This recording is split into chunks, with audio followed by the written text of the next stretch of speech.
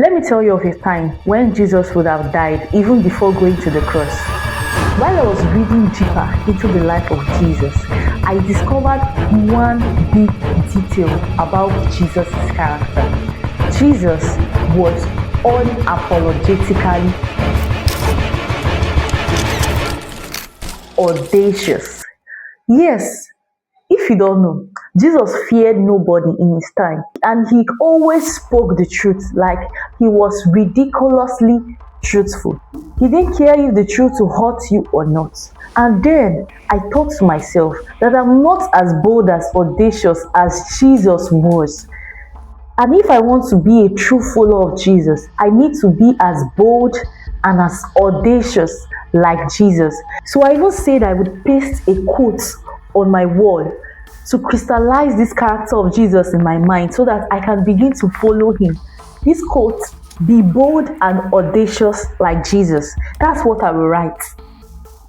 But as I was reading more deeper into the life of Jesus, I discovered another thing.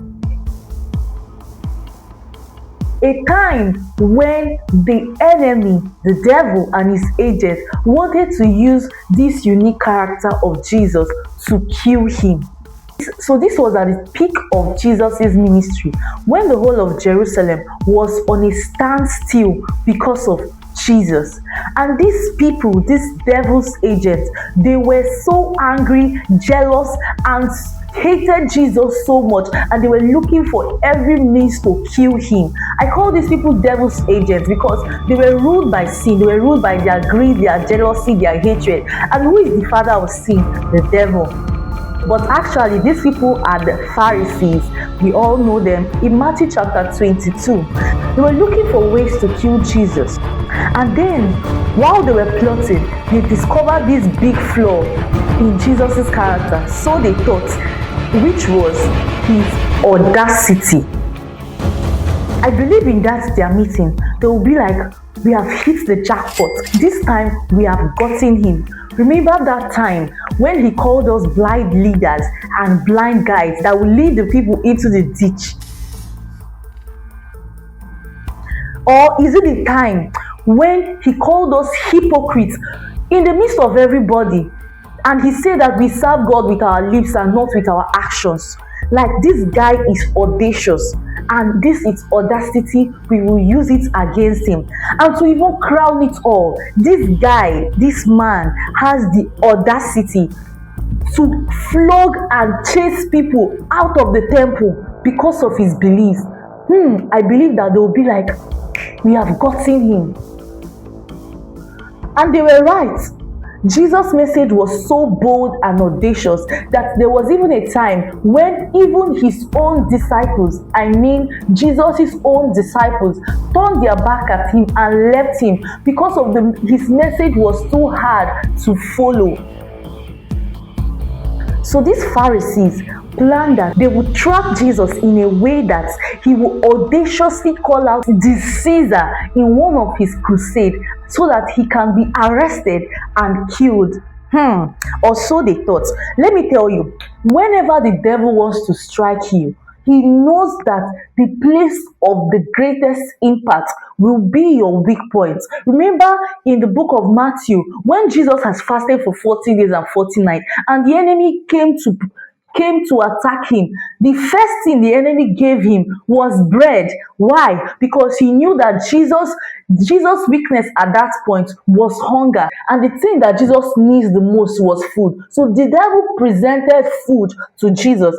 Guard your weak points. Even the devil knows your weak points. Do not let him use your weak points against you. So these devil's agents, the Pharisees, they thought they have found the weak point of Jesus, but they were wrong. So on that fateful day, they sent out their disciples to question Jesus. But most importantly, they went with the Herodians. These were the same people that beheaded John the Baptist. So they have finished with John the Baptist, and now they wanted to enter Jesus. These people on that day, they were out to kill. They did not just go with only like, let us go with the disciples and let us just criticize him. No, they were not going to criticize Jesus. They were going there for a proper arrest and execution. And these disciples, they came to Jesus and they were like, Teacher, we know you are truthful. We know that you don't fear anybody. You are unapologetically audacious. You don't care if anybody will be hurt.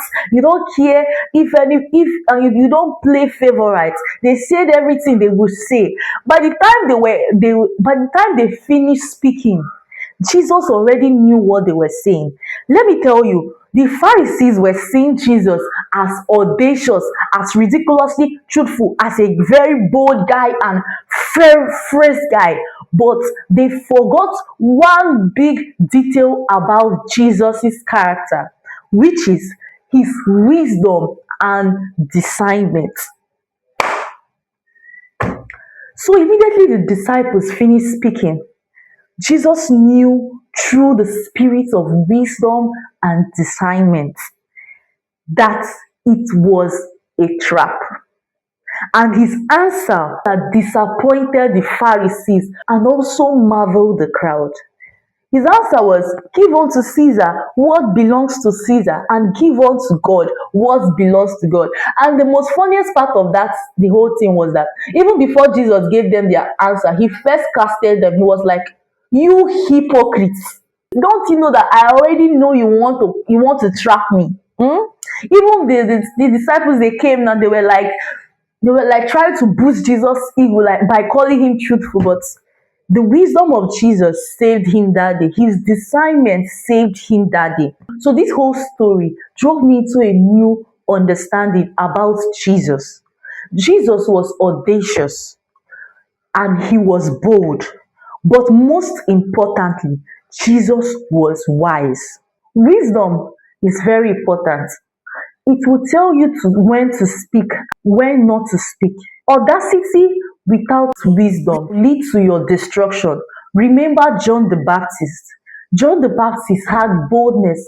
He was audacious, but he lacked wisdom. Wisdom on what to address and what not to address. And that his audacity was what led him to be beheaded.